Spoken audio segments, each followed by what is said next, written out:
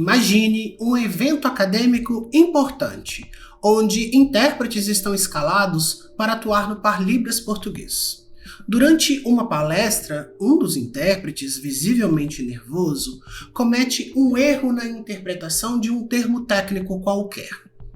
A plateia deste evento é composta majoritariamente por outros profissionais da área, muitos dos quais acompanham a cena com atenção redobrada, não para compreender o conteúdo da palestra, mas para identificar falhas na atuação do colega.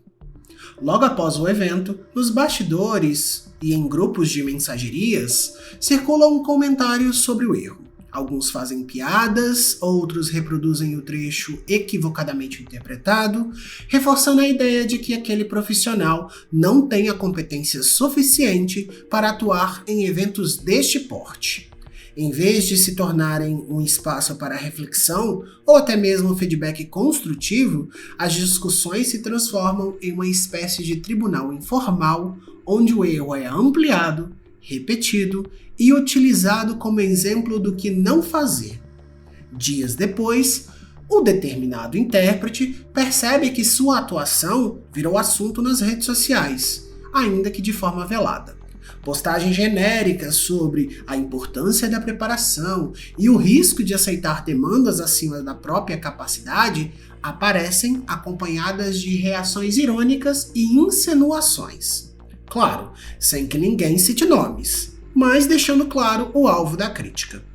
Enquanto isso, essa experiência negativa mina a confiança desse profissional, que passa a hesitar antes de aceitar novos desafios, com medo de se tornar, por mais uma vez, objeto de julgamento alheio. E o mais curioso é que aqueles que amplificaram a falha do colega não o fazem por preocupação genuína com a qualidade da profissão. Não, pelo contrário, há um certo prazer em assistir à queda alheia. Um alívio ao perceber que, dessa vez, não foram eles os expostos. O erro do outro se torna entretenimento para a comunidade, e não aprendizado. Esse fenômeno tem um nome, Schadenfreude, palavra quase impronunciável para um não falante de alemão, mas que é vivenciada por todos nós quase que diariamente. Eu sou o Arley dos Santos, mestre e doutor em estudos da tradução, e no episódio de hoje convido você, a partir das palavras de Glória Groove 2022, abre aspas, respeitável público, um show tão maluco, essa noite vai acontecer aqui. A gente vai armar um circo, um drama com perigo, e nessa corda bamba, quem vai caminhar somos todos nós, fecha aspas. Pois discutiremos um fenômeno social recorrente que, ao meu ver, é estranhíssimo. Se trata da alegria em ver o outro falhar. Vamos nessa porque, afinal de contas, de tédio, o intérprete não morre. Sejam todos bem-vindos.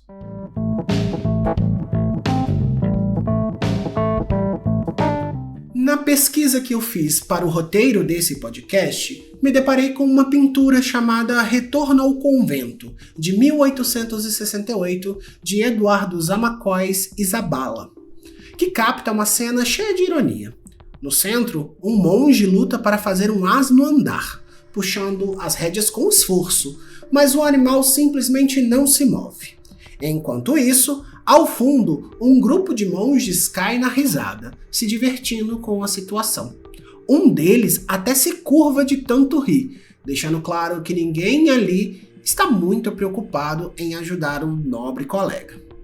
A composição mostra a frustração do monge contrastando com o puro divertimento dos outros. Tudo indica que o grupo estava a caminho de casa, mas pela teimosia do animal e a frustração do seu condutor, viraram o centro das atenções. Em vez de ajudar quem está com dificuldade, muitas vezes as pessoas preferem assistir e rir da cena como se fosse um espetáculo. O que vemos é um conceito de uma palavra bem peculiar pronunciada de Schadenfreude, palavra inglesa registrada em 1922, que é um empréstimo linguístico a partir da língua alemã, para designar o sentimento de alegria maligna experimentada diante do dano ou infortúnio sofrimento de um terceiro. O termo é formado a partir das palavras Schaden, que significa dano, prejuízo, e Freude, alegria ou prazer. Abre aspas. Que coisa mais medonha de se imaginar que uma língua possa possuir uma palavra que expresse o prazer que o homem sente para com as calamidades alheias. A própria existência da palavra presta testemunho da existência da coisa. E mesmo assim, em mais de um idioma, tal palavra existe. Fecha aspas. Trent, 2001, sem paginação. Abro aspas novamente. Sendo assim, esse sentimento pode impactar o contato entre os indivíduos, de forma positiva quanto negativa. A importância do referido assunto para as relações sociais, econômicas e políticas, bem como as contradições e interrogações da Schadenfreude, com a escassez de pesquisas dentro do âmbito nacional, fomentaram a construção dessa revisão narrativa. Almeida e seus colaboradores, 2020, página 1. No idioma grego antigo, língua a qual tenho debruçado os meus esforços atualmente, o Schadenfreude também está presente. Encontram-se registros desse sentimento equivalente à palavra epiharekakia, primeiro atestado em Aristóteles, segundo Liddell Scott Jones, 2016.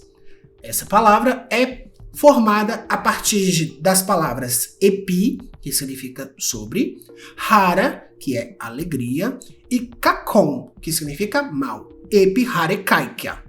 E não precisamos ir muito longe, no alemão ou no grego antigo. A Schadenfreude também está presente na indústria fonográfica brasileira, mais precisamente na música que traz o pano de fundo deste episódio, A Queda, de Gloria Groove. Pois a música não apenas tematiza o prazer alheio diante do fracasso de alguém, mas também constrói uma encenação em que esse fenômeno se torna o próprio espetáculo.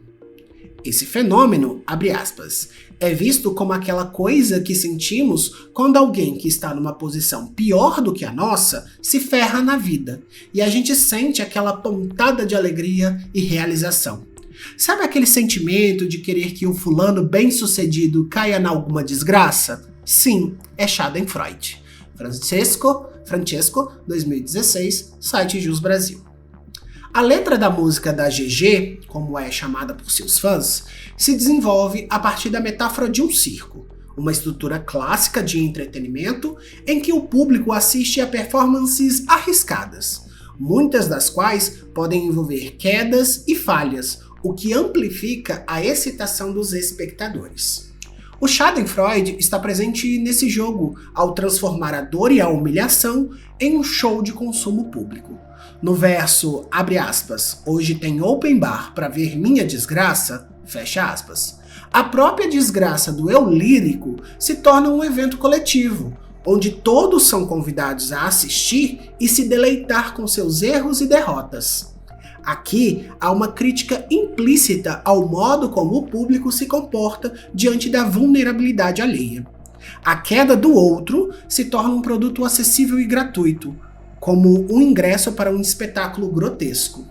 O refrão, especialmente o trecho, abre aspas, melhor do que a subida, só mesmo assistir a queda, fecha aspas, reforça o coração do conceito de Schadenfreude. Não basta apenas testemunhar o sucesso de alguém. Há um prazer ainda maior em ver essa pessoa perder tudo, tropeçar ou falhar publicamente. O sucesso por si só pode até causar admiração, mas é a derrocada que provoca fascínio, engajamento e até mesmo comemoração. Essa ideia é intensificada nos versos, abre aspas, extra, extra, não fique de fora dessa. Garanta seu ingresso para me ver fazendo merda. Fecha aspas. Que explicitam como esse prazer se organiza como um evento midiático, algo que mobiliza a atenção coletiva e se torna uma experiência compartilhada.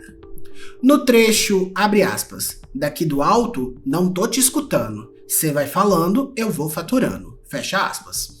Há uma inversão interessante do conceito de Schadenfreude.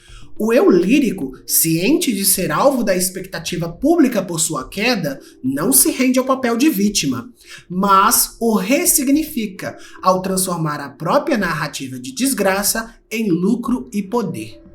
Esse movimento desafia a lógica tradicional do Schadenfreude, pois, ao contrário do que se espera, a vítima não se afunda, mas se fortalece, ainda que sob os olhares ávidos de quem torce contra. Isso também aparece nos versos, abre aspas, podem tentar, mas não vão me pegar, fecha aspas, e, abre aspas novamente, sei que cê gosta de ouvir os aplausos, mas gosta muito mais de me ver sangrando, fecha aspas. Expõe a hipocrisia da audiência. O aplauso pode até existir, mas é o fracasso que verdadeiramente mobiliza o interesse. No geral, a música A Queda se apropria da lógica do Schadenfreude para escancarar o desejo coletivo pelo fracasso do outro, ao mesmo tempo em que desafia essa estrutura ao transformar a experiência da queda em um novo palco de poder. A música e o conceito se entrelaçam na medida em que ambos expõem a contradição humana e até mesmo a condição humana de encontrar prazer na vulnerabilidade alheia.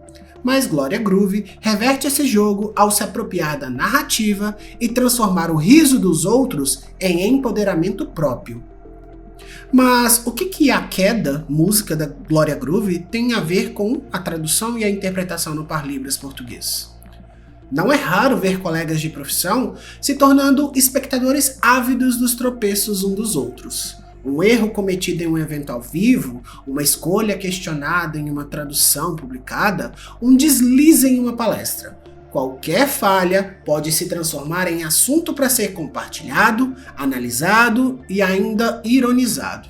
Em vez de abrir um espaço de apoio, a profissão se torna um palco onde cada profissional está constantemente sendo observado. Não para ter seu trabalho reconhecido, mas que para sua queda seja celebrada.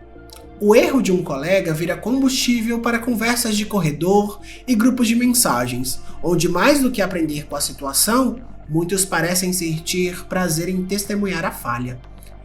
Essa dinâmica se reflete quando um intérprete, ao cometer um erro em uma conferência, percebe rapidamente que sua performance não passou despercebida. Nos bastidores, entre risos contidos e olhares enviesados, o deslize já se tornou assunto.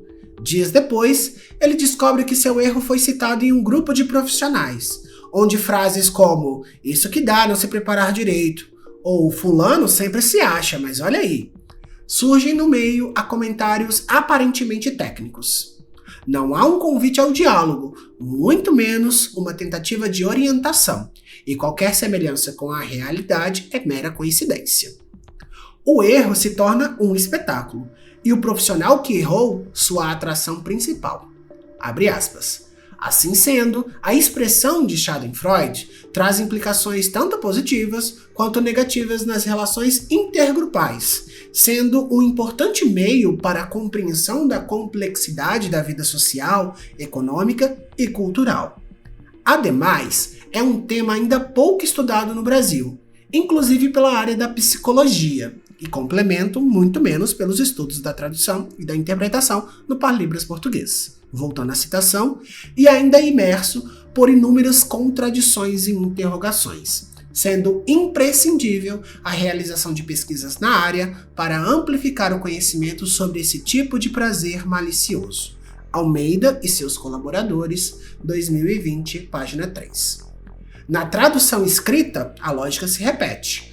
Quando um tradutor publica um trabalho, muitos não leem com o objetivo de compreender suas escolhas ou contribuir para o aprimoramento da prática.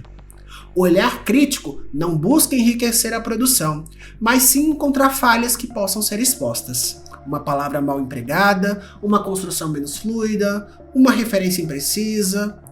Tudo pode ser usado para alimentar a narrativa da incompetência. E quando um profissional reconhecido comete um erro, o impacto é ainda maior. O trecho de uma tradução pode ser recortado, descontextualizado, e transformado em um exemplo de tudo o que não deve ser feito, como se a falha de um colega validasse a superioridade dos demais. A hipocrisia desse comportamento se manifesta quando os mesmos que julgam e ridicularizam eles alheios cometem falhas semelhantes, mas esperam discrição e compreensão. Muitos criticam a exposição pública de colegas, mas são os primeiros a compartilhar um deslize quando ele não os envolve. E assim, a profissão se torna um jogo de vigilância constante, onde todos esperam pelo momento em que o outro tropeçará. Em processos seletivos e concursos públicos, esse ciclo se intensifica. Quando o profissional conquista uma vaga, a comemoração vem acompanhada de desconfiança e até mesmo insinuações. Muitos esperam, silenciosamente, por sua primeira dificuldade para reforçar a ideia de que sua seleção foi equivocada. Não há interesse real em apoiar a adaptação desse profissional a um novo cargo, apenas a antecipação lenta de seu fracasso. Se ele tropeçar, os que sempre duvidaram de sua capacidade estarão prontos para dizer: eu avisei. O impacto desse comportamento vai além da humilhação individual. Ele afeta diretamente o ambiente de trabalho, tornando-o hostil e competitivo. Profissionais deixam de compartilhar conhecimentos por medo de exposição. Hesitam em pedir ajuda para não serem vistos como inexperientes e se afastam de oportunidades por receio de que qualquer erro seja utilizado contra eles. Romper com essa lógica exige uma mudança profunda na forma como a categoria enxerga o erro. Em vez de transformar falhas em espetáculo, é preciso criar uma cultura de apoio, onde o erro seja reconhecido como parte natural do aprendizado. A crítica precisa ser um espaço de crescimento, não de humilhação. A exposição pública de um colega nunca deveria ser fonte de entretenimento, mas um convite à reflexão sobre como a profissão pode ser fortalecida a partir das dificuldades enfrentadas. Se cada profissional estiver apenas esperando pela queda do outro, ninguém estará construindo um alicerce sólido para que a nossa área prospere. O sucesso de um colega não deveria ser visto como um incômodo, nem seu fracasso como um evento a ser comemorado. Se a profissão quer avançar, precisa aprender a transformar o erro em oportunidade de crescimento, e não em espetáculo para o prazer alheio. Pois bem, meus colegas, a perpetuação desse comportamento prejudica não apenas os indivíduos, mas a profissão como um todo. Quando o erro se torna um espetáculo e a queda do outro vira entretenimento, a área da tradução e da interpretação de línguas de sinais se enfraquece, pois se constrói sobre o medo, a desconfiança e a rivalidade, em vez de colaboração e crescimento mútuo. O que deveria ser um espaço de aprendizado contínuo se torna um campo minado, onde cada profissional precisa se equilibrar na corda bamba, sempre sob o olhar atento de quem espera para apontar a sua primeira falha.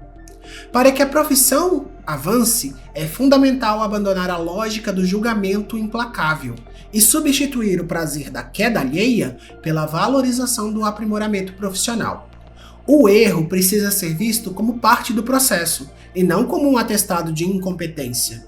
O sucesso de um colega não deveria gerar incômodo, mas sim ser um reflexo positivo do crescimento coletivo.